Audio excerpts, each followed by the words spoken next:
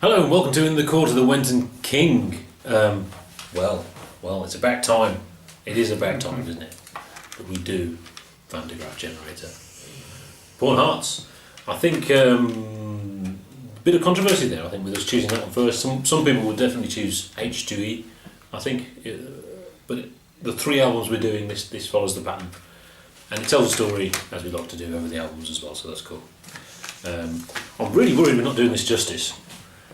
Or I'm not going to be able to do it justice because, I've had this for, you can see it's an old CD with the old thing there, since I was about 20 maybe, something like that, so about 18 years. This is a seminal moment in prog. This is one of the key bands, regardless of how much it sold. It's one of those bands like Genesis and those, so it is.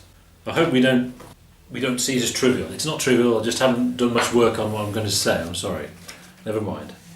Awesome stuff. Peter Hamill, or I'm going to call him Mark Hamill from now on. His voice, heavy Hammond, noisy Hammond stuff, evil riffs, and all that, and epic as well. Big and epic and soaring, and saxophones, mercifully quite low in the mix, but it's great. It's a famous album. Like I said, I think some people would have expected H2E, whatever it's called, kind of H2E something. The Genesis King Crimson thing is interesting. I think that it is. That's one way to describe it. It's somewhere between Genesis and King Crimson. Is an easy way, but like all these bands, they're all different, or at least they've all got. There's a texture to their sound which is almost completely unique. It's nothing like Yes. Yes have that sound, and Van de Graaff have this sound, and Genesis have this sound, and King Crimson have this sound. And this, so this is its own unique thing, really. But that's an easy way, I think. It's Genesis King Crimson. Apparently, they don't like the comparison to Genesis because Genesis were commercial. Genesis wanted to be famous and all that stuff, and Van de Graaff didn't want to be famous and rich at all. They're just making their music. But there's an obvious comparison there. They were really big in Italy and not really here, interestingly. But that was part of the problem, actually, which we'll talk about in a bit. So yeah, 3 tracks. That's a good sign. 2 on one side, 1 on the other. You've got the sort of harder intro piece, which is your introductory piece, like Watch of the Skies, if you like. But there's a lot. Well, it's a bigger piece than Watch of the Skies, but it introduces it well. You've got the sort of softer epicness, but still with heavy bits in the middle, and then big multi-part epic. Big multi-part epic. I think possibly a bit bitty. It is one piece. It's not just separate pieces. I think it is one piece, but maybe it's a bit bitty. The obvious comparisons with Supper's Ready. Supper's Ready is Supper's Ready. I mean, that's one of my favouriteest things in the whole universe. So but it is a fantastic piece of music, proper classic, very good. Not for everyone, I would say. I don't dislike it or anything like that. I just feel it's a hard thing to get into without some serious goodwill towards the album, because it is very angry. I mean, I like the fact that it's got piano and organ stuff in there. It is very sort of high energy, sort of angry sort of stuff, which is all right, Yeah, that's the thing Genesis can't do. I think they try to, but Genesis are always in the end polite, if you like. This somehow they can hit harder. This stuff is. But you look at something like King Crimson, and they can do heavy, but they don't need the angry sort of attack the instrument. Yeah, sort of thing, which is here, which makes it feel a little bit like King Crimson without the subtlety. Yes, like a Hendrixism. Yeah, and there's a wild plainness to it. I'm sure there's some great stuff going on here, but you're not going to sort of in a week. You're not going to digest that and understand it. So it's going to be one of those ones that you're going to have to get into over a long period, unless you're a real prog head. Yeah, and you've got a real good strong one. It's something you really want to do. And you're going to have to work about it a little bit. The long tracks are very long. Yeah, there's 3 long tracks basically. Yeah. There's no easy way around it. And normally I'd like that sort of thing, apart from Tales of Topographic Oceans. Long tracks are good because they suggest a big idea that's being explored.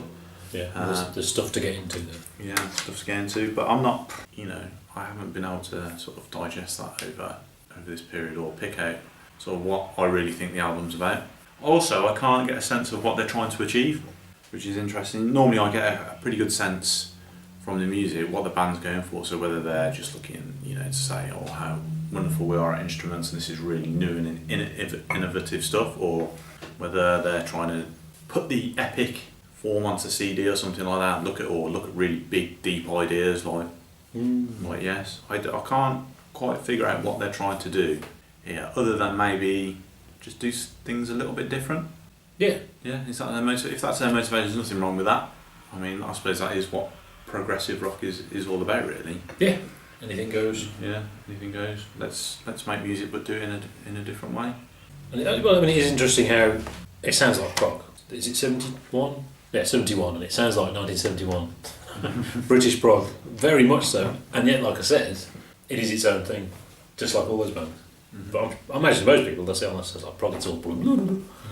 I have to admit, I mean, you said I think you mentioned the vocals.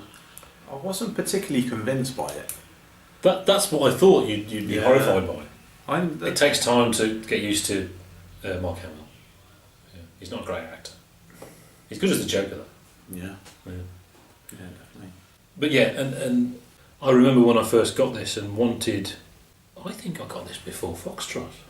Because obviously Genesis had a stigma, so it took me a long time to actually buy a Genesis album. and my first experience in Foxtrot was sort of, it's not sounding like Phil Collins, because it does sound a bit like Phil Collins. And I remember I wanted it to be the right notes rather than craziness. And a lot of that is in the vocals when he's very theatrical. It's very theatrical vocals, and I think he's brilliant, actually. But it did take time, and it didn't suit me as a young man, I think, maybe. But yeah, I'm a big fan of Pete Hamill. I think he's great. I'm not a particular fan of Mark Hamill. He was good in the new movie, though. Yeah, that was an interesting moment. Yeah, like, I see, he's not in it. They were on Charisma, the Charisma label, and were managed by Tony Stratton-Smith, so the Genesis thing is very much there. And, I mean, people talk about Marillion and Fish, and the first thing they say, oh yeah, it's a bit like Genesis, Fish is a bit like Peter Gabriel. But really, you only have to listen to this once, and you think, oh, actually, Fish's whole thing is nicked from Peter Hamill, basically. That's who he's trying to sound like. And influenced a whole load of different music as well, not just nerdy stuff, goth music and Mark Almond and all that kind of stuff. John Lydon, big fan of Van de Graaff Generator. I imagine Johnny Rotten is not, but John Lydon is a huge fan, which I think is significant. And he was also a big Hawkwind fan as well. This has an attitude to it, which Genesis can't do, and so that makes it interesting. It is a mistake though just to compare it to Foxtrot, because it's not Foxtrot, and Foxtrot is Foxtrot. It's very special, but their ability to do heavy, proper prog heavy, and epic, almost at the same time in the same song, in a way most bands can't do. They can do a heavy bit and they can do epic, and it jumps between the two, but they're very good at that, really good. There was a single, which is very strange, missing off the album effectively. It was on the album in the US, I think. Quite interesting because it's a cover of a George Martin composition. I think it's called Theme 1 or something like that. Theme number 1, so complete non-title. And it was used for closing down Radio 1 at night. This orchestral piece that he'd done, and I believe probably John Peel that did it. He started using the Van de Graaff version. So Radio 1 just started using that to close down Radio 1 at night. They never close down now. No one play that either. It was going to be a double, and I think it's really good that they didn't do that. I mean, there's obvious reason I'll talk about it earlier, but it's concise, and it's that was my introduction to Peter Hamill and Van de Graaff, and for me that was the perfect one. I've actually heard people who don't like this one, big fans who don't particularly like this one, but I think that's the one. That's the Foxtrot, basically. It's not Selling England or the Lamb, it's Foxtrot, which I'm comparing it to again. But yeah, it was going to be the other record was going to be Each Band Member Has a Go on the other record, which is and the drummer's track was where he was dropping stuff down the stairs. Actually, some of it is really good, actually, but yeah, it's much better than Unbegummer, actually, even the stuff being dropped down the stairs.